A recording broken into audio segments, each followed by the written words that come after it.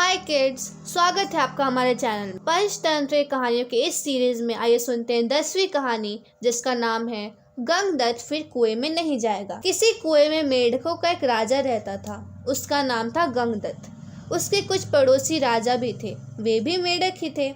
कुएं के उस छोटे से महादेश में अपने पड़ोसी राजाओं के उपद्रव के कारण गंगदत्त राहत की घड़ियों पर चढ़कर बाहर निकल गया।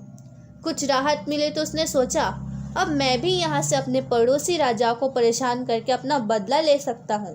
कहते हैं कि आफत के समय जिस किसी ने अपकार किया हो और जिसने बुरे दिनों में खिल्ली उड़ाई हो, इन दिनों से अपने अपमान का बदला जो चुका लेता है, उसे यह समझना चाहिए कि उसका दूसरा जन्म है। वह इस तरह सोच ही रहा था कि उसी वक्त उसने काले सांप को अपने बिल में घुसते हुए देख लिया। उसे देखकर उसने सोचा, क्यों ना मैं सांप को कुएं में ले जाकर अपने दुश्मनों को मजा चखाऊं। नीति तो यही कहती है कि अपने दुश्मन के साथ किसी अधिक बलवान दुश्मन को भिड़ाकर उसका नाश कर देना चाहिए। इससे अपना काम भी सज जाता है और दुश्मन को मिटाने के लिए अधिक परेशान भी नहीं होना पड़ता है। यही क्यों, जैसे पाँव में चुभे कांटे को उससे भी तीखे किसी कांटे से निकाला जाता है, उसी तरह कष्ट देने वाले शत्रुओं को उनसे भी अधिक उग्र और प्रबल शत्रु के सहारे निर्मूल करके निश्चिंत हो जाना चाहिए। यह ठानकर उसने सांप के बिल के मुंह पर जाकर कहा, ए प्रियदर्शन, इधर आओ, इधर आओ। यह सुनकर सांप ने कहा, मुझे गुहार लगाने वाला यह प्राणी मेरी जाति का तो नहीं है। सांप तो इस तरह बोलते भी नहीं है। किसी दूसरे के साथ मेरी जान पहचान नहीं है। अच्छा हो कि इस दुर्ग के भीतर से ही मैं पता लगा लूं कि यह कौन है।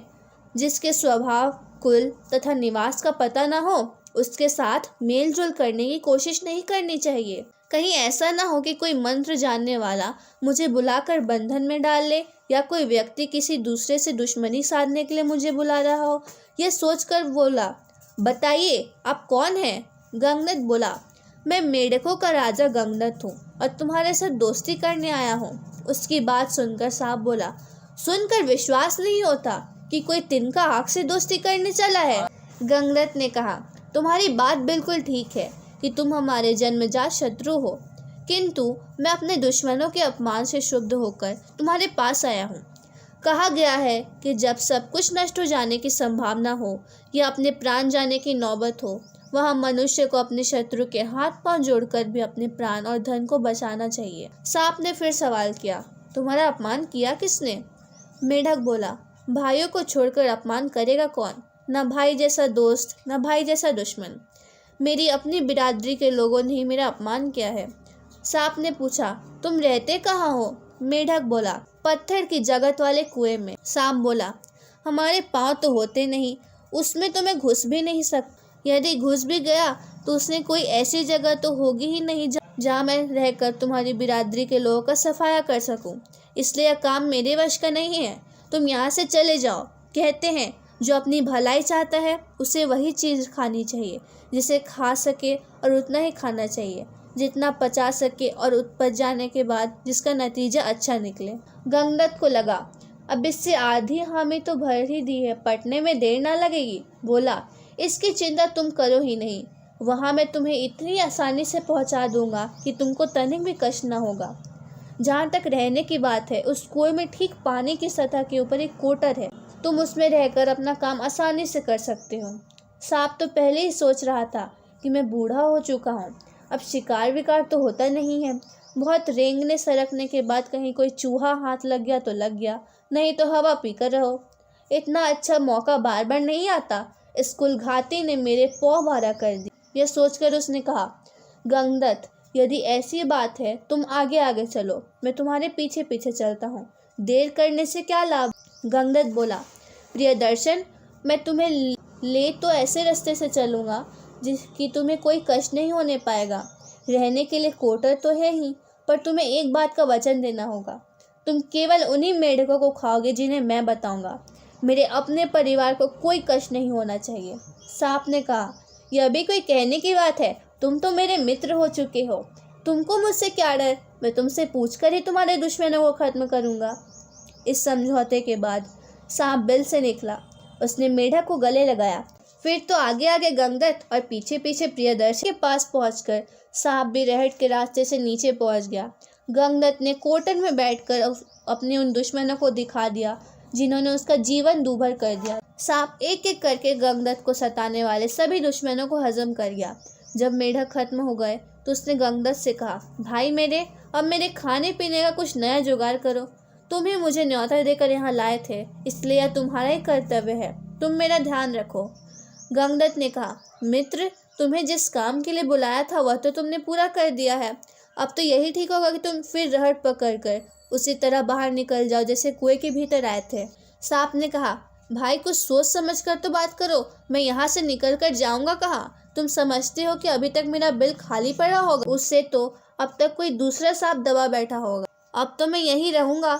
तुमको अब अपने परिवार से ही एक एक करके मुझे मेढक खाने को देना होगा। यदि तुमने आनाकानी की तो मैं एक साथ सबको खत्म कर दूंगा। गंगदत्त से ना हाँ करते बन रहा था, ना ही ना करते। अब उसे अपनी करनी पर पछतावा हो रहा था, पर इससे क्या होना था? उसे बड़े बुजुर्गों के उपदेश याद आ रहे थे। जो व्यक्ति अपने से अधिक बलवान शत्रु को अपना मित्र बनाता है, वह अपने हाथों जहर का प्याला पीता है। उसने सोचा, दूसरा कोई चारा तो है नहीं, अपने परिवार के सदस्यों में से एक एक को देना ही पड़ेगा। समझदारी यही कहती है कि यदि सब कुछ जाने की नौबत आ जाए, समझदार आदमी को चाहिए कि वह कुछ थोड़ा सा देकर ही शत्रु को संतुष्ट कर दे। कहते हैं समझदार आदमी को जब ये लगने लगता है कि अब तो सब कुछ चला जाएगा, तो वह आधे को छोड़ देता है और जो आधा बचा रह जाता है उसे अपना काम चलाता है। यदि सब कुछ चला गया तब तो वह कहीं का नहीं रहेगा। अब यही सब बात सोचकर गंगदत्त आए दिन अपने परिवार के एक एक मेढक को सांप के खाने के लिए भेजने लगा, पर सांप का पेट का एक मेढक से भरता। वह दिखाने को तो उसी मेढक को खाता जिसे खाने को कहा जाता था, पर आंख बचाकर दो चार को और चट कर जाता। गंगदत्त जानता तो सब कुछ था, पर वह हिम्मत हार चुका था।